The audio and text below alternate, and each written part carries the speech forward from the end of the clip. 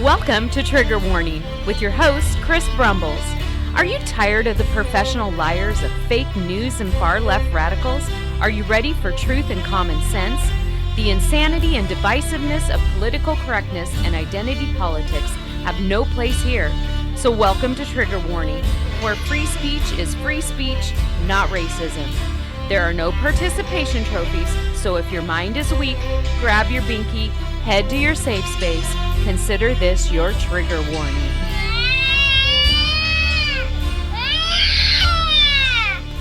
Good afternoon, Northwest Oregon, and welcome to Trigger Warning once again, where we embrace truth and common sense and reject political correctness, left-wing nut job, anti-human nature, anti-American policies. After the break, we have a great guest for y'all today. Joining us in a bit will be Joanna Martin, more commonly known by her suitor name, Publius Huldah. Joanna is a true constitutional attorney who has an excellent blog site called Publius Huldah blog, where she explains constitutional matters of all kind and backs her educated opinion up with evidence in the form of the Federalist Papers.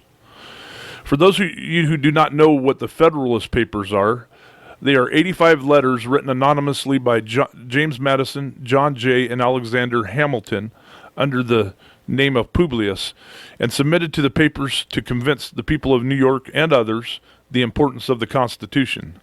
The Federalist Papers explain in very great detail what our founders had in mind when they wrote the Constitution and what the intent of was to each article, amendment, etc.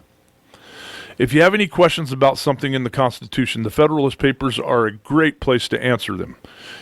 And at the Publius Huldah blog, Joanna has already done the research. All you have to do is read her research, click on the links to the Federalist Papers, and confirm what she has already taken the time to check out for you. I've used her blog as one of my sources for information for years and encourage you to do the same.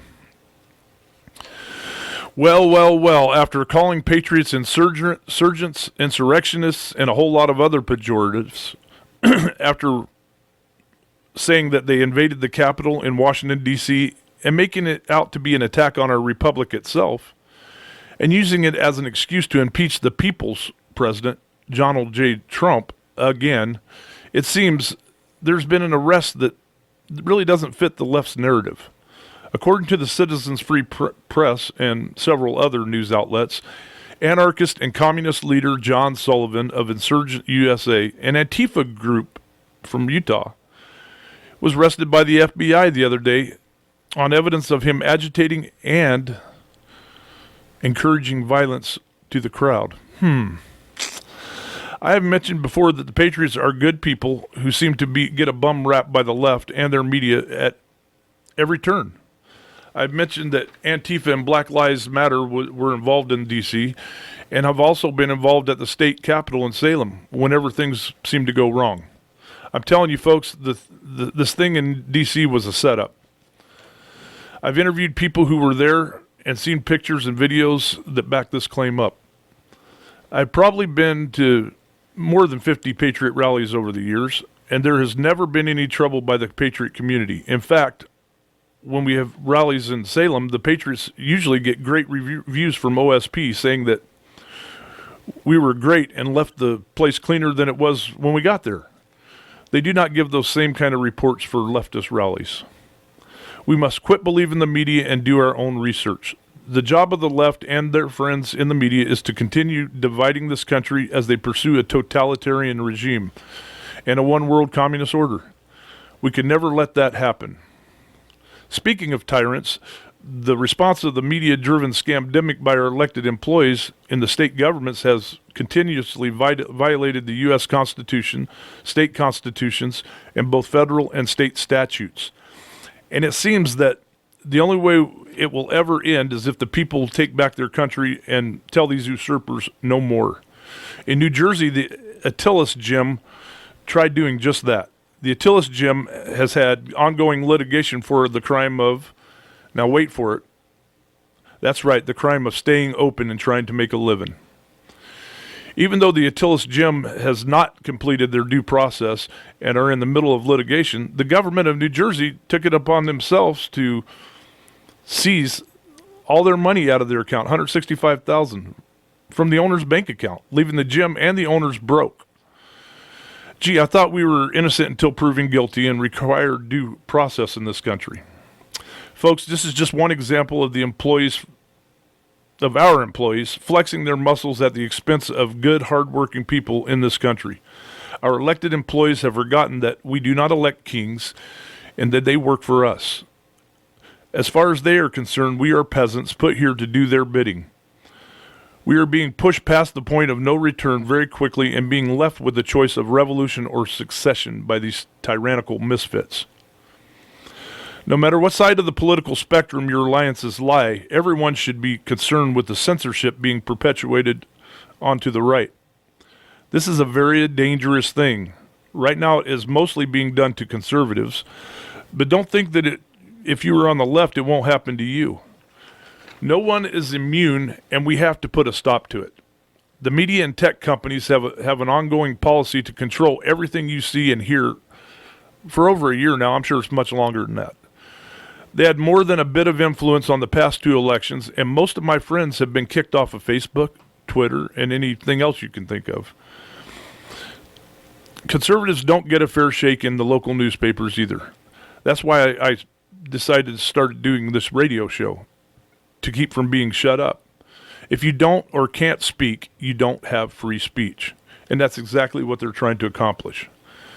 If we are to remain free, we cannot allow our guns to be taken or our speech to be silenced. This is America, and shutting down free speech is the antithesis of freedom. One good thing that happened with this obstruction, though, is that Twitter stocks dropped 12% when they banned our president, and they dropped 20% a few months before that. So people are responding. The problem is when people moved to Parler, the techies got together and found a way to get them off the internet, even as they were procuring over 10,000 new clients a day. We cannot not allow this to continue. We cannot allow approximately 6 people to control 360 million people, depending on where you get your stats, of course. These companies like Facebook, Google, and Amazon are way too big. They are monopolies, and they need to be broken up like giant corporations in the past. Those of you on the left need to realize that what they are doing to conservatives today, they will be doing to you tomorrow. And you need to act accordingly by at least complaining and possibly removing yourself from their programs to hit them where it hurts. So a lady named Marjorie Taylor is a new freshman representative in Congress from Georgia. Marjorie has vowed to file articles of impeachment on the criminal and traitor Slow Joe Biden. She plans to file these articles of impeachment on January 21st, the day after he will be sworn in for president. Now that has got to be some kind of a record, one day. I'm pretty certain that nothing will come of it, since the communist-led Democrats don't care about Slow Joe's crimes, but at least their hypocrisy will be out in the open for everyone to see. Although you probably won't hear about it from the lamestream, as they have quit, being journalists a long time ago. Conservatives in this country have become the new Jews of Nazi Germany, with 2 exceptions. We have the benefit of reviewing history and seeing what happened to them, and we have guns. I've said it before and can't stress enough, we can never allow our guns to be taken. You can look at what is going on in the world and in our country, our own country, and it won't take you long to realize that the goal is complete control of us. I believe that the division will continue on steroids now that the left has stolen this election, and we will end up with, as Dan Bongino predicts, a parallel economy, one for the left and a different one for the right. Conservatives are being left without a choice if they ever want to be heard again. Well, folks, I think we need to continue praying and invoking God into our country. We will not be able to overcome this insanity without Him. The world is watching us and praying with us. They know that if we fall, they go down the drain too. After the break, we will be talking to constitutional attorney Joanna Martin, better known on her blog spot as Publius Huldah. So please stay tuned. It should be a great show. We will be right back with the constitutional lawyer, Joanna Martin. Hello, all you triglets out there listening to Trigger Warning. This is where we reject political correctness and left-wing insanity, but instead, we embrace truth and common sense. You know, there is only one gun group in Oregon that will not compromise on your rights, and that is Oregon Firearms Federation. With all the trickery and evil bills that come from the supermajority in Salem, you need a friend who will keep you informed of these nefarious plans to plunder your rights. If you have not done so, don't delay. Go to OregonFirearms.org and sign up for the free alerts. It will cost you nothing, and you will get the truth on what's going on in Salem. There is absolutely no common sense in giving up your rights, so sign up for our email alerts, and if you want to donate, we won't complain, and it will be put to good use. Oregon Firearms Federation, the only no-compromise gun group in the state of Oregon, at OregonFirearms.org. Sign up today. Northwest Observer, another great news source that tells it like it is. Give it a try. I'm sure you will be impressed. It's time that we have truth in the news. So go to Northwest Observer and give Redoubt News a shot, and you have nothing to lose and only facts to gain. Now, back to Trigger Warning, where we reject political correctness and left-wing nut job policies, and we embrace truth and common sense. With your host, Chris Brumbles. Welcome back, Columbia County. Today we are honored to have a real constitutional attorney on the show in Joanna Martin. Thank you for coming on the show today, Joanna. It's my honor. Well, it's my privilege. Could you tell the audience a little bit about yourself, who maybe they haven't read your blog spot or anything? Okay, well, when I was in high school, I learned about Ayn Rand, and she had a great influence on my thinking, my political thinking, and so she was one of the reasons I got an undergraduate degree in philosophy, where I specialized in political philosophy, and then I got a law degree. And when I got out of law school, I joined the Army JAG Corps, and I went to Berlin, Germany. This was during the Cold War, and this was 50 years ago, by the way. And then I got out of the Army after about 5 years and went back to the United States, where I was in civil litigation until I retired. And we bought a farm in a very rural area, and I was puttering around my farm having a garden until Obama got elected the first time, and I said, uh-oh. So I dusted off my old copy of the Federalist Papers, which I had from when I was an undergraduate, and I started writing and speaking on the U.S. Constitution, and that has been my life ever since. And I can't thank you enough. I've been studying the Constitution now for about 14 years, I believe, and the more I learn, the more I know that I don't know. So, and you got to take the history and the Federalist Papers and all of it. And so I was wondering, it's kind of you're calling in from Tennessee. It's pretty crazy out here in Oregon. Is that crazy in Tennessee? No, we are not as crazy as Oregon. Nobody is as crazy as Oregon. No, and I'm originally from North Carolina, and boy, do I miss it now. Yeah. So, we've tried to recall our governor 7 times, and to no avail. It's crazy how many. Oregon's a pretty small population state, and I believe we have to get. It's up over 400,000 signatures. We missed her by 2,700 last time, so the people are real passionate, and the more we try to recall her, the more you see the tyranny come out. Yes.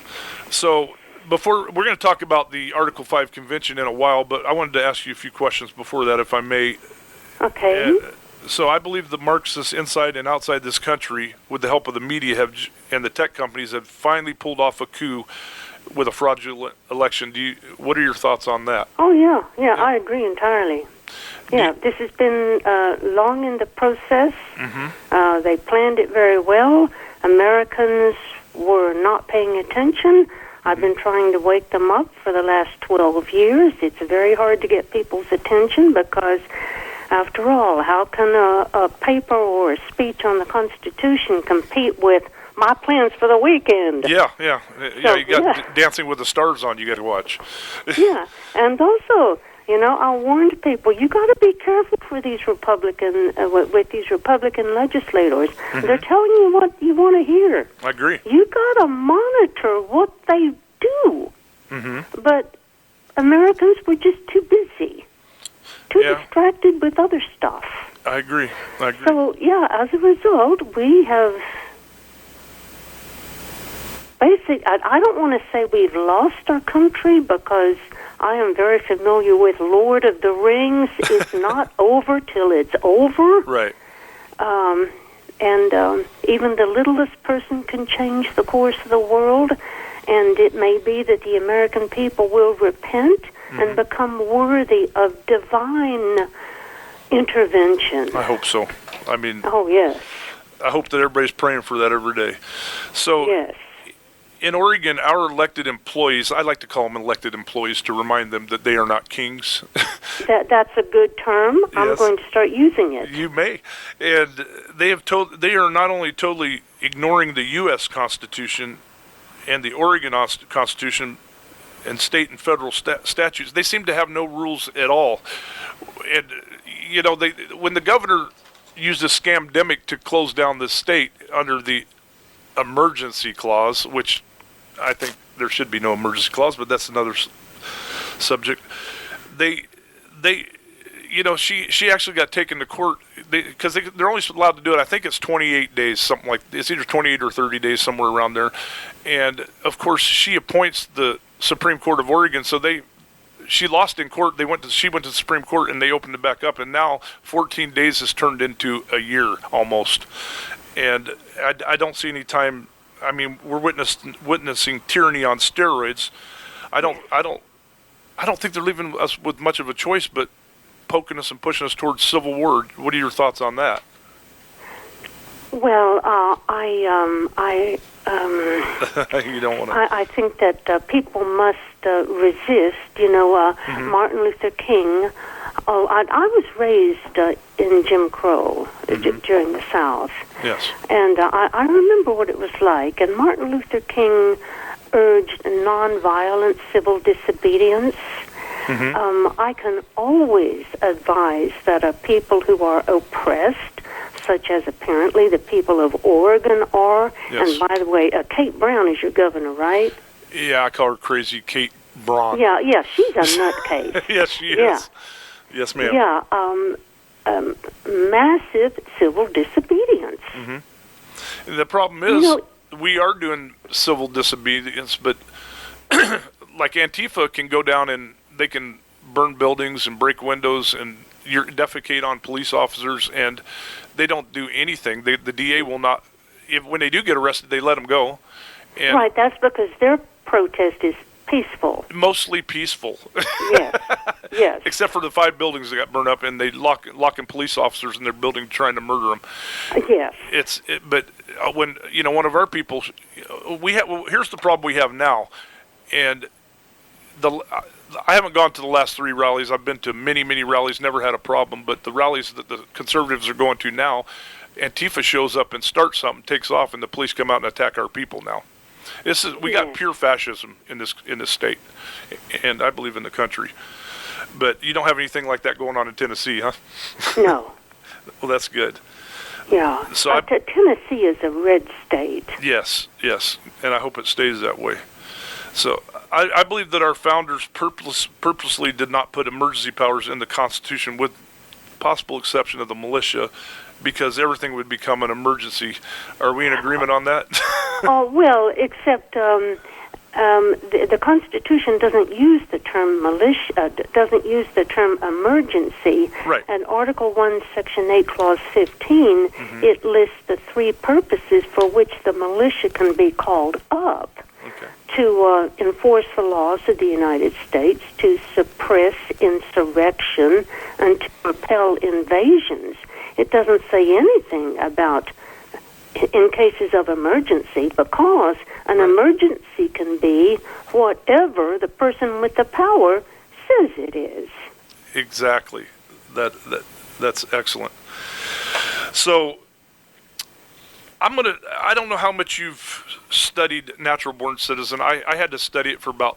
Oh, my goodness. Yeah. I wrote the book on it. I've been writing on this since the Obama administration. Exactly. I've got a bunch of papers on this. If you go to my website and look under the category Natural Born Citizen, I've got a number of papers and a video. And in fact, in my video, it was I made it during, I think, 2015 or 2016. I explained why both Ted Cruz and what's his name, Marco Rubio, and Jindal, he were wasn't right. Were not eligible to be president because they were not natural-born citizens. And candidate Trump retweeted my video. Oh, he did? He did. Awesome. Yeah, if you go to my website and look under the category Natural Born Citizen and scroll down, you'll see Trump's tweet. Okay. Well, I studied Natural Born Citizen for about 60 days several years ago because it was when Obozo was in. I call him Obozo. Yeah. And I tell you what, it sure brings up a lot of passion from people. But I only found the definition 2 times back. I go back to when the Constitution was written. Right. And Emirate de Vitali, I don't know if I'm saying that right. And Vittel. Yeah. Well, he was French, so yeah. French pronunciation. It's probably not. It's nothing like what it looks. Yeah. And Dr. Dave Ramsay, who was the president pro tempore of the Second Constitutional Convention, wrote a dissertation on citizenship, and so from that I found out, it falls on the father, obviously, because they had the coverture doctrine back then, right? Which meant 2 is 1, 1 is the male, and Obama's dad was not, he was not a natural born citizen. Neither, like you say, neither was Jindal or Rubio or Cruz, which I liked Ted Cruz before he ran for president because I thought he was constitutional. But Harris is not even a citizen, in my opinion. What do you think about that?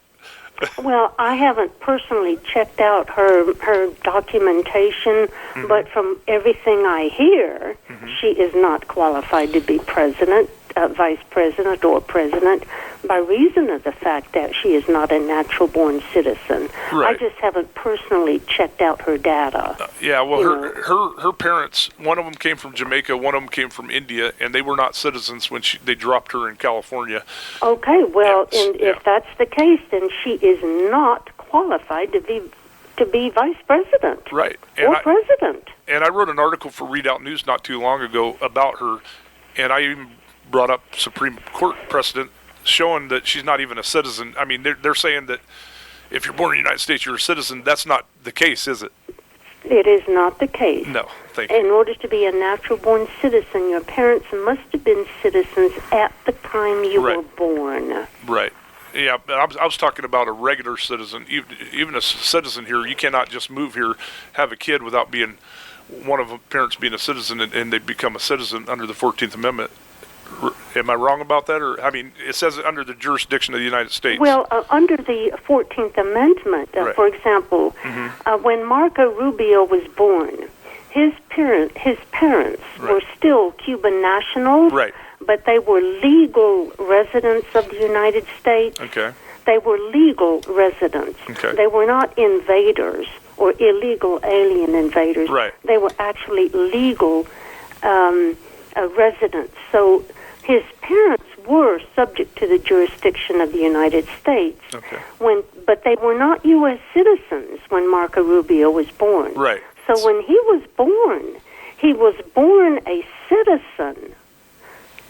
Yeah. Okay. But he was not a natural-born citizen because his parents were not citizens.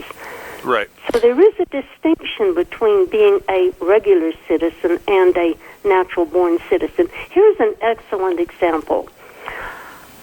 When the slaves were freed, the 13th Amendment freed the slaves, Section 1 of the and remember, of course, the slaves were not citizens. Right. They were inhabitants of this country. They were not citizens. Section 1 of the 14th Amendment converted them into citizens, but they were not natural-born citizens because when they were born, their parents were slaves. Mm-hmm. But they were naturalized citizens.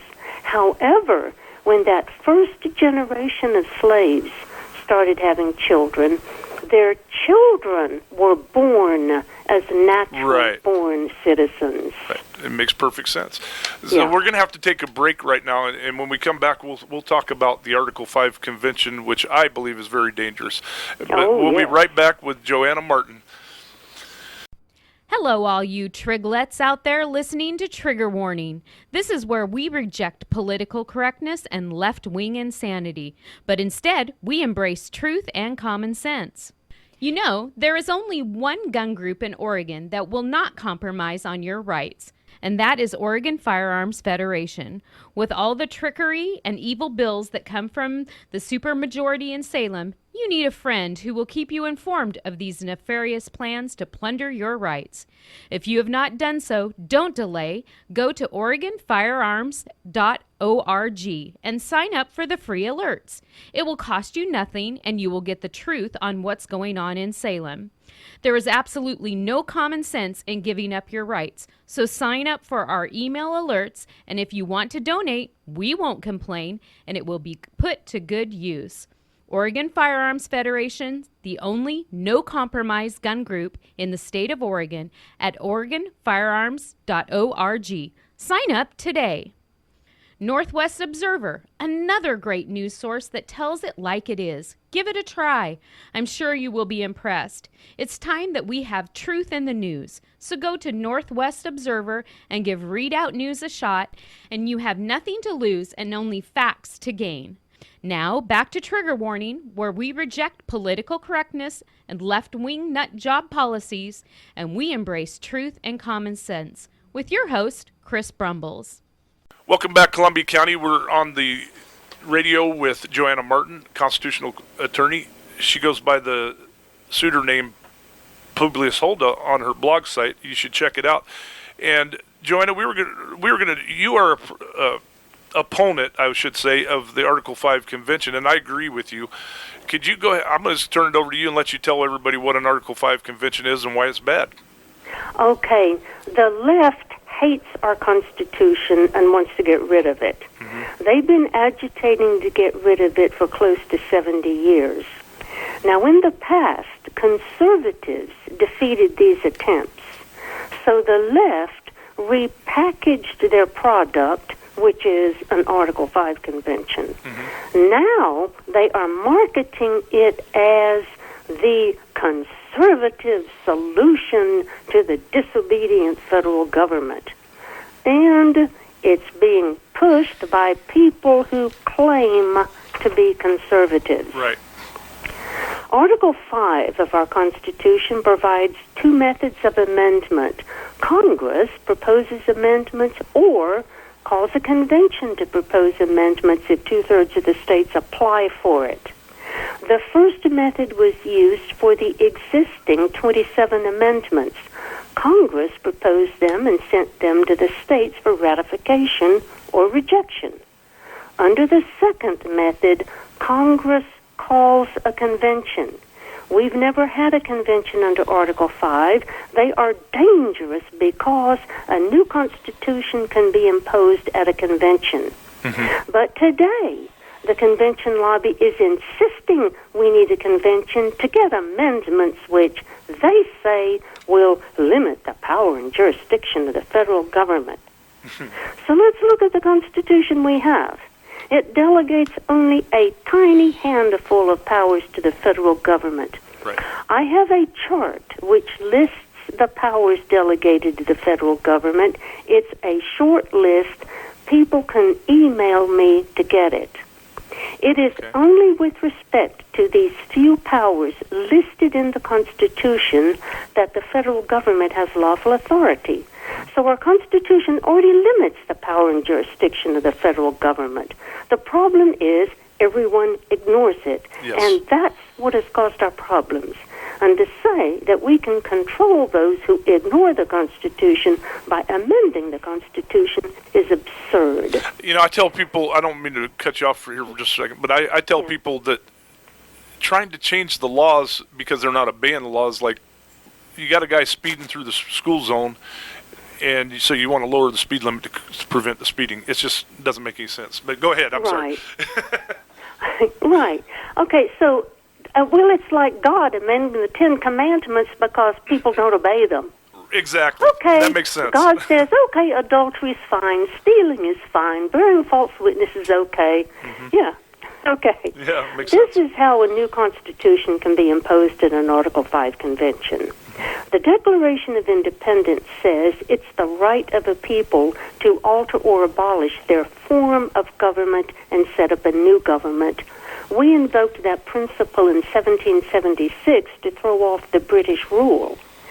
In 1787, we invoked it again to throw off our first Constitution, the Articles of Confederation, and we set up a new Constitution, the one we have now, which created a new government. If there is an Article 5 convention, the delegates will have that same power to get rid of our second Constitution and impose a third Constitution. So how did we get from our first Constitution to our second Constitution? There was a convention to propose amendments to our first Constitution. The Continental Congress resolved on February the 21st, 1787, to call a convention to be held at Philadelphia, quote, for the sole and express purpose of revising the Articles of Confederation. But the delegates ignored this limitation, and they ignored the instructions from their states, and they wrote our second Constitution. It is impossible to stop this from happening at another convention. Right. And a third Constitution will have its own new mode of ratification. Our first Constitution required the Continental Congress and all of the then 13 states to ratify amendments. But our second Constitution, drafted at the Amendments Convention of 1787, provided at Article 7 that it would require only 9 states for ratification of the new Constitution. If we have a convention today, there is nothing to stop delegates from proposing a third Constitution with its own new mode of ratification. Now get this, new constitutions are already prepared or in the works. Right. Yes, the proposed Constitution for the new states of America is ratified by a national referendum. Now picture this. There's a new Constitution. There's a national referendum to decide whether or not to ratify it. Imagine poll workers stuffing ratify ballots into the machines. Yep. Time after time after time. They can stuff in as many ballots as they need to get the result they want. And I guarantee you that's what will happen. And I have read the New States of America. It is a scary communist document, and it is lifetime power. If like the president, when he's done, he goes to the Senate for the rest of his life, and it's crazy.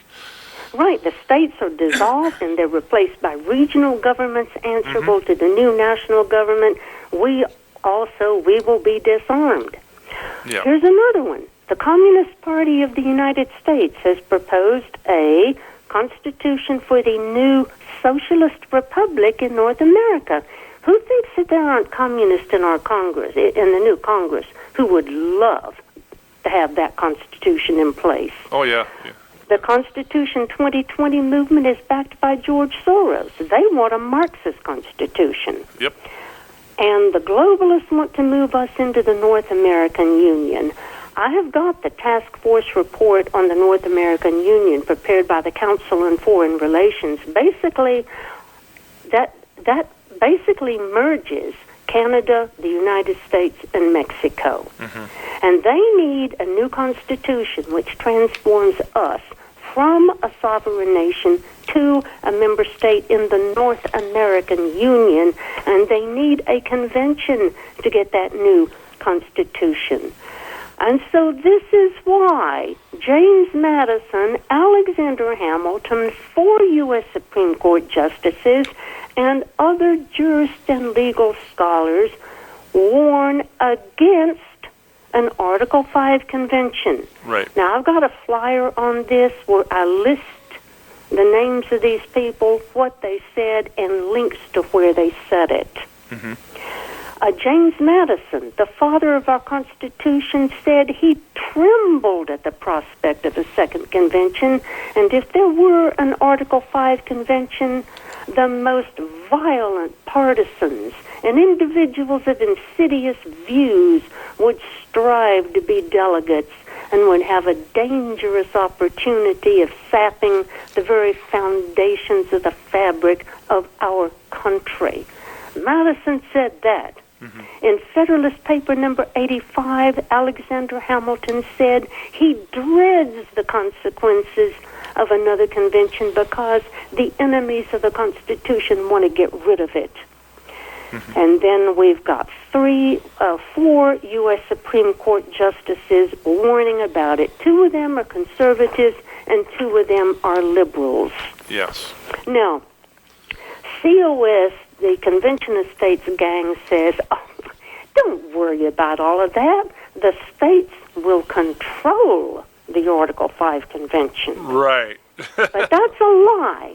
Yes, it is. Article 5 says Congress calls the convention. Mm-hmm. Now, a call is the official summons for the convention to take place. Mm-hmm. Article 1, Section 8, last clause, delegates to Congress the power to make the laws necessary and proper to carry out its power to call the convention. So the states don't call it. They just apply for it. Right. The April 2014 report of the Congressional Research Service shows that Congress correctly sees that Article 5 delegates to Congress alone exclusive authority over setting up the convention, and that in Congress's preparations for Article 5 conventions in the past, Congress has planned to determine the number and selection process for delegates. Please, everybody, understand, this means that Congress has the power to appoint the delegates. Do we really want the new Congress appointing delegates to an Article 5 convention? Nope. Yeah. Excuse me. Yeah. Yes, well, but the convention lobby insists they know exactly how a convention will turn out, but page 27 of the CRS report says, in the final analysis, the question, what sort of convention, is not likely to be resolved unless or until the 34-state threshold has been crossed and a convention assembles. Mm-hmm. So we'll have to get a convention before we know how it is going to operate. Yeah, that's scary. Yeah, so Article 5 is clear. The only power the states have is to apply to Congress to call the convention. Once that's done, it's out of the states' hands. It's a federal convention called by the federal government, Congress, to perform the federal function of addressing our federal Constitution. The delegates won't be under state authority. They can impose a new constitution, like the new state's constitution, or the Constitution, or the Communist Party's constitution, or George Soros' constitution, mm-hmm. or the globalist constitution. And if the new method of ratification is a national referendum, they'll get it ratified. Oh, so boy. That is it in a nutshell. And we don't really have any Thomas Jeffersons or Madisons that I trust doing any of this. No, but furthermore, mm-hmm. our Constitution is an elegant piece of work. Yes. The more I read it, the more I marvel yes. at what a gem it is. Mm-hmm. It's elegant. The problem is the American people refused to read it and enforce it, and they elected to office elected employees There you go. who had never read it. Well, we're going to have to take a break right now, and we'll be right back with Joanna Martin talking about the Article 5 Convention. Hello, all you triglets out there listening to Trigger Warning. This is where we reject political correctness and left-wing insanity, but instead, we embrace truth and common sense. You know, there is only one gun group in Oregon that will not compromise on your rights, and that is Oregon Firearms Federation. With all the trickery and evil bills that come from the supermajority in Salem, you need a friend who will keep you informed of these nefarious plans to plunder your rights. If you have not done so, don't delay. Go to OregonFirearms.org and sign up for the free alerts. It will cost you nothing, and you will get the truth on what's going on in Salem. There is absolutely no common sense in giving up your rights, so sign up for our email alerts, and if you want to donate, we won't complain, and it will be put to good use.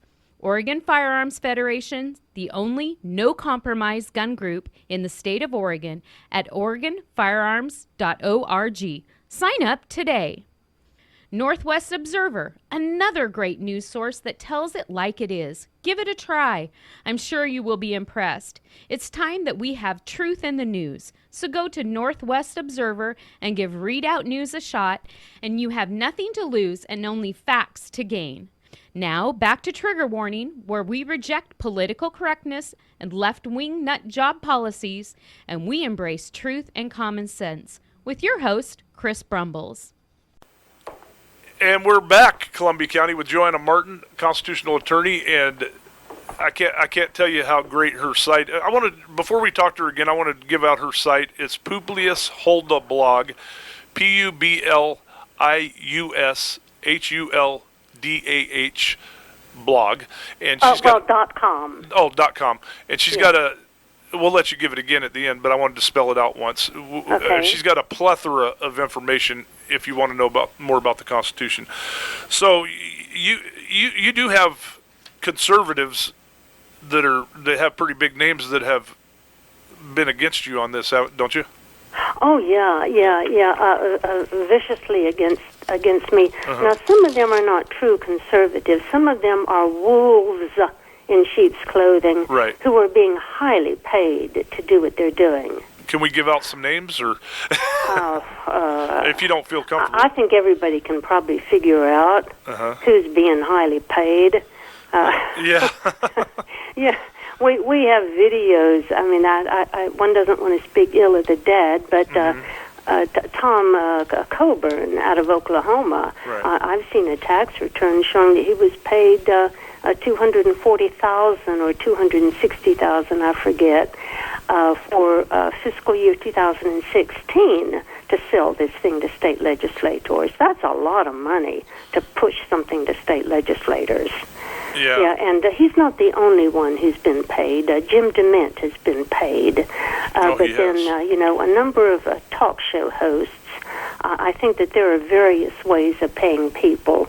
But there are also some people who are not lawyers, who are not knowledgeable. They've got kind of a conservative outlook on life.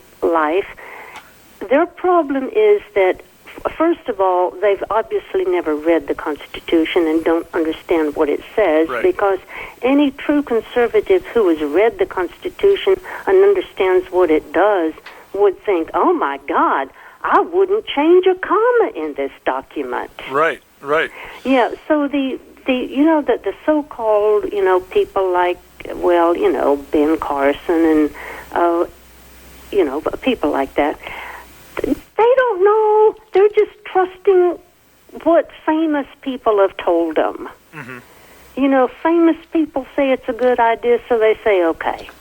I expect that's what's going on with a number of the famous people. And I do too. And, I think that we're going to have the Republican Party put this on their site and start educating some of these people.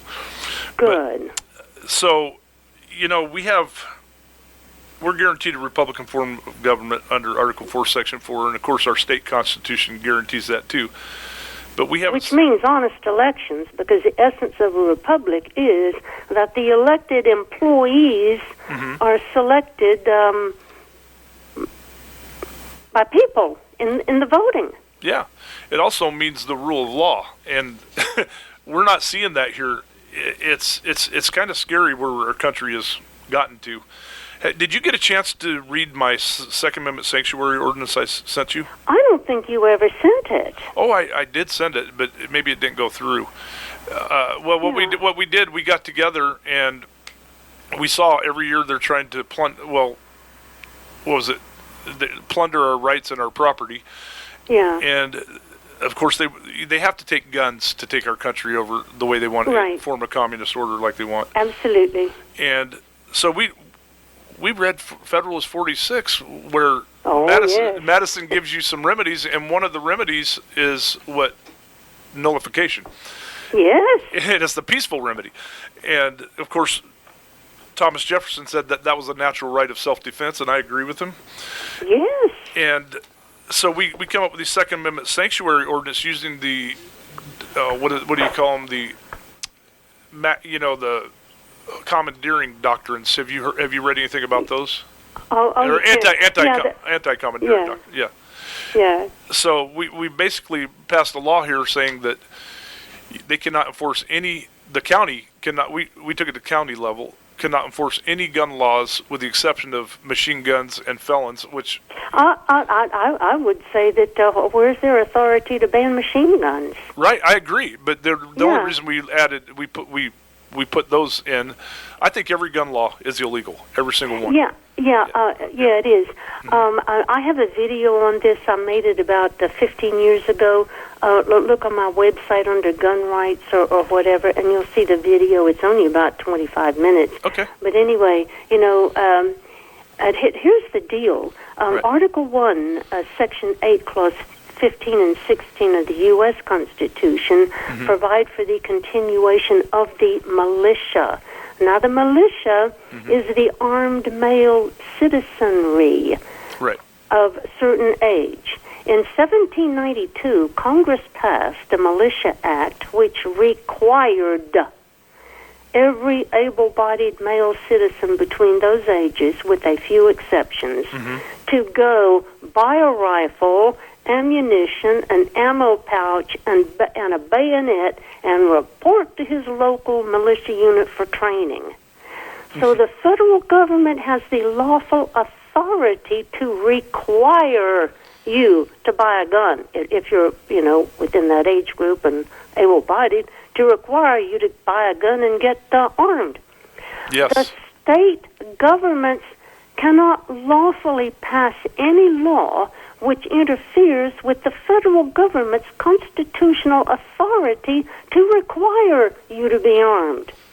So all federal gun control laws which purport to disarm people are unconstitutional. Now, let me give a little caveat.